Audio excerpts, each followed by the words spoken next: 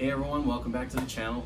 In case you haven't noticed, I changed the channel name to Hammer and Anvil for obvious reasons, and also because I'm going to be doing more blacksmithing videos in the near future than I am going to be making knives.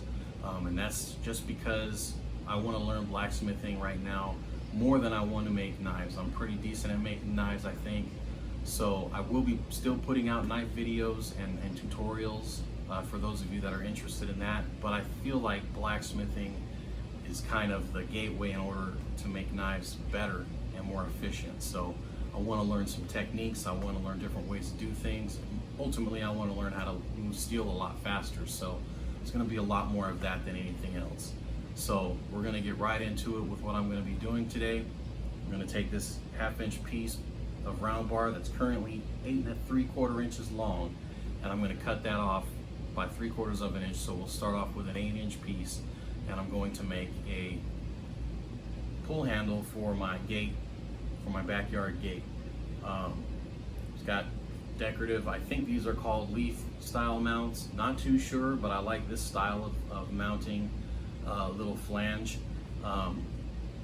Obviously I squared the bar up and I put a twist on the handle. It's not perfect, it's not proportioned exactly, or it's not symmetrical, but I like it, so I'm going to mount it to my fence because it's going to do what I want it to do. Also, coming up in the holidays, probably starting around October, I'm going to be doing some tutorials on making some pretty cool Christmas gifts for some ideas, and if I have enough subscribers by then, I will be doing a couple of giveaways. I'd like to have at least 100 subscribers. So with your help, we can reach that goal and maintain it. And if I get 100 subscribers by the time I start these videos, which is going to be around middle October, beginning of November, I will do some giveaways for sure, at least 2. So you can hold me to that. But we'll get right into it right now. So please just don't forget to like the video, go back and look at the other ones, subscribe to the channel, leave a comment as well. Those are important for me to read, as I need to know if you guys are digging what I'm doing or not. And also share the videos, because that's how I'm going to get more subscribers. Talk to people about the channel.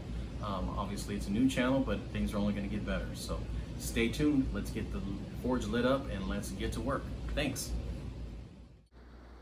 Alright, so I'm going to be doing a lot of voiceover today for this video because there was a lot of ambient noise outside. So starting off by tapering the end of the piece of round bar just like you would if you were about to make a leaf.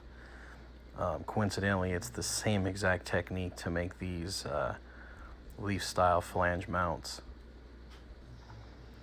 So I'm just hitting at an angle, pretty steep angle, with my hammer while holding the bar stock up at an angle as well.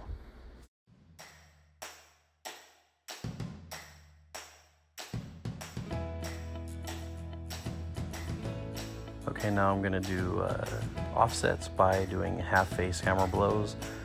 That's half on and half off the anvil, so you kind of offset and create a shoulder on the leaf. I don't want to make this too thin because the strength is right in that junction area, so I'm going to reduce the size probably close to half, so maybe 1/4 inch or so in square.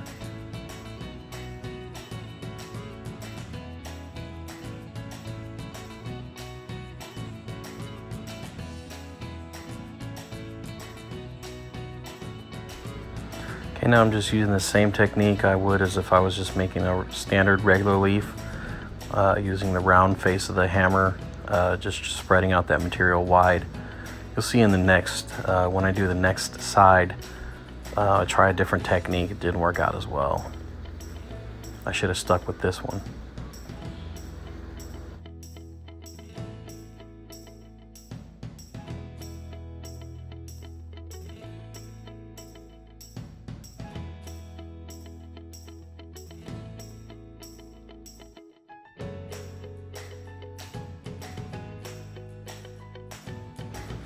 Okay, so you have an option to leave the whole handle section round, but I wanted to put some twist in there, so the only way that that's going to be visible is making the bar square You could do oblong like an oval, but then it's probably not going to turn out even. It's going to get real warped and bent out of shape, and the twist won't be evenly spaced. So it's easiest just to do a four-sided square. Now I'm cutting off that 3/4 inch section that I talked about, just because I didn't think I was going to need it.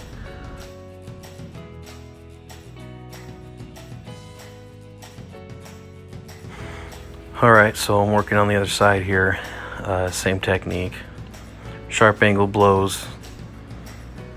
I'm able to get this and the shoulders done in one heat, which is cool. That's why I like the blacksmithing aspect of things, because it kind of shows you how to use all the heat to your advantage, so you have less heats in between.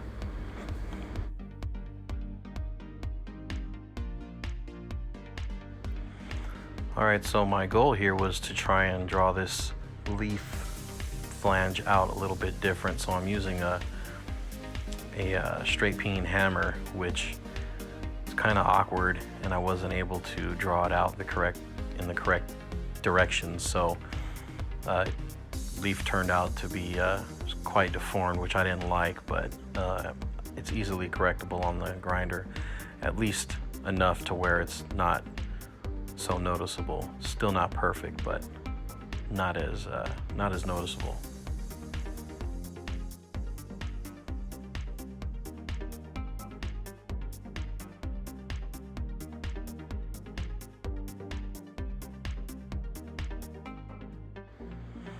So I keep trying to work it and reshape it and make it somewhat similar to the first side, somewhat symmetrical, but in the end I just wind up kind of giving in and taking it over to the grinder to make it the way I want it. I get it a little bit moved and recentered and a little more proportion, but not enough for my satisfaction. So here I'm just squaring up the rest of the bar.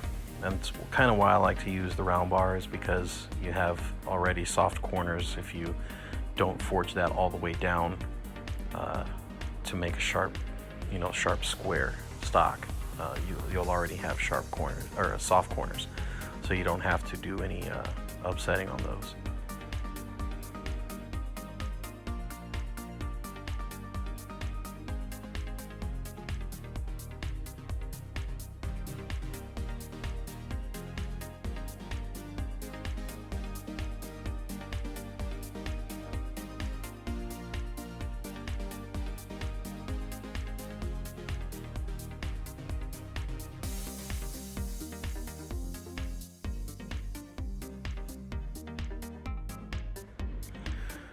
So I don't know if you can tell, but the 36 grip belt that I'm using is super worn out. I mainly only use it for real light grinding and real light type stuff, some wood stuff. But yeah, I keep that belt around just for that purpose. I don't want to hog off a bunch of material on this thing, so I'm just sticking with that belt. The shapes actually come out pretty well. Could have done it with a file, but it would have taken a little while longer.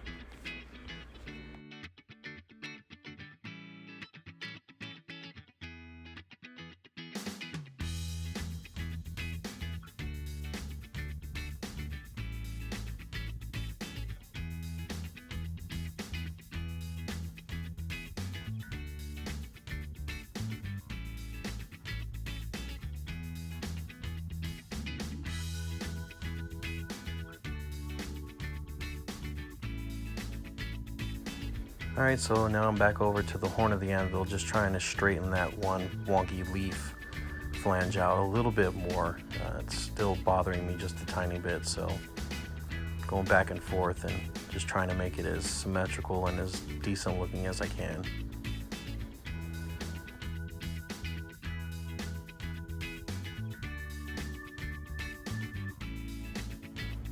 Alright, so here I'm going to put it in the vise now, and I'm going to do my twist first.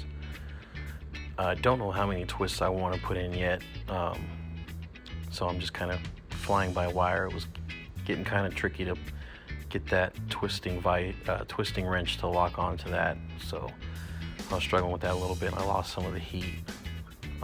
Also, you'll notice that when I pull this thing off, the twist's not exactly in the center, so I go back in for another heat and try to get that twist more centered. I don't have a propane forge. I mean, I have a propane forge, obviously. I don't have a solid gas, charcoal, or coke forge. I want to get one just for these type of things, because you can localize the heat a little more accurately, but the single burner works pretty well. So now I'm going to bend the handle section. Had to work pretty fast. The first time I did this, I lost the heat too much, and I didn't want to risk breaking off that flange, so I had to go back in for a second heat, and this time it worked out really well. You just kind of estimate where you want that bend to be at and how tall you want it to be, and you can hammer it in from there at an angle, keeping the top half, straight up and down. That kind of gives it that 90-degree bend. And you'll see it here again as well, aside from my big fat elbow in the way, and I apologize about that. I'm still trying to remember where camera angles work best in my shop, because I have lots of stuff in the way.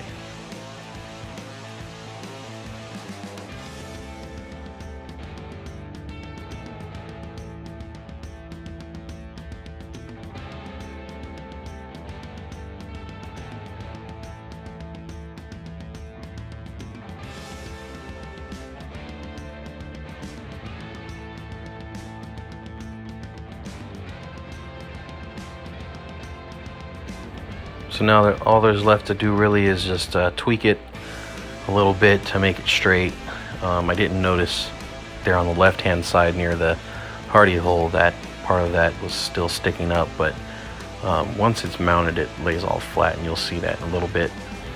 So I'm just going to wire brush it and let it cool down, and then I'll do my normal paste wax, and that'll keep it from corroding.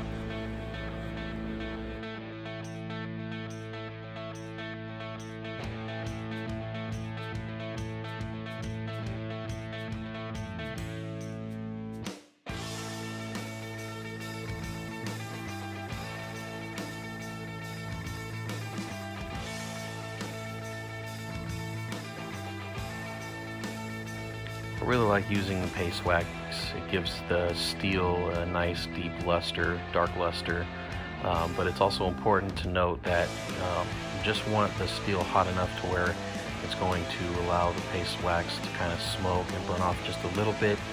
You don't want to have it too hot to where it's like sizzling and kind of just running right off of the steel. Otherwise it doesn't really work. So now I'm going to drill some mounting holes, and then I'm going to countersink them just a little bit, so the screws that I'm using are tapered on the heads, so they'll sit down in there a little flatter.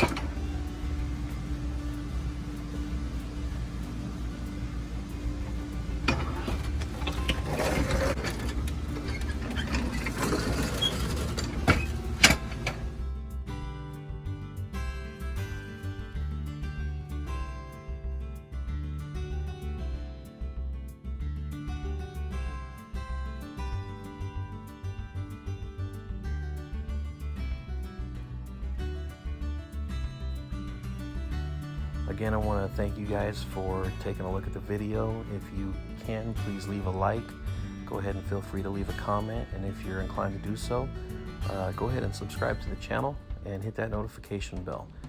I hope you guys enjoyed the video as much as I enjoyed making it, and don't forget to share the video as well. We want to get up to that 100 subscribers plus by the middle of October, beginning of November, so we can do those giveaways. Thanks again, and I'll see you next time.